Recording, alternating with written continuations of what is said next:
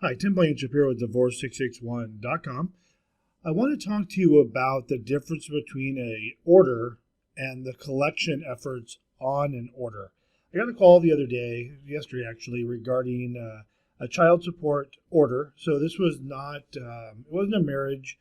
It was just a child support order through the family law courts that occurred several years ago. And the person who called me said that it was okay that there was that 2011 order because there was no collection efforts ever made. And what he was referring to is that the mother did not, contact him for a collection. They didn't file an income withholding order on his employer, which is what you file when you want to be paid directly from the employer of the person paying child support. Nor did they ask for money, or did they go to, say, child support services and try and have the order enforced. So the assumption of this gentleman was that he was fine, that there was no order since they didn't attempt to collect. And unfortunately, for him, this is the way it works. If there is a court order signed by a judge, regardless if the other party doesn't want to collect it or doesn't go through the efforts of collecting it, or even says, you know what, I know the judge ordered that, but don't worry about paying me. There is a order by a judge that is in effect, and it's in effect until there's a new court order, or further order of the court.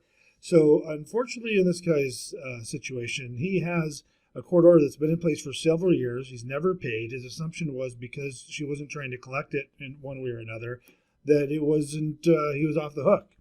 So just keep in mind, if there's a court order in place, you are obligated to pay that, or you're establishing back pay for whatever the order may say until further over the court or a new court order. So if you have orders and you and your spouse or the mother agree to have orders other than what the judge ordered, you're going to want to draft a stipulation, an agreement that basically indicates what the new order is.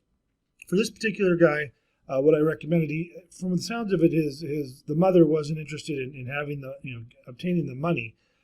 So what I said is we could backdate a stipulation in order, if she's willing to sign it, back to that 2011 date, where the parties could say, as of this date, the support order is zero, or whatever the case may be, so that they don't have that huge accrual of child support there. But this doesn't come up too often, where there's an order that's been around a long time that hasn't been addressed.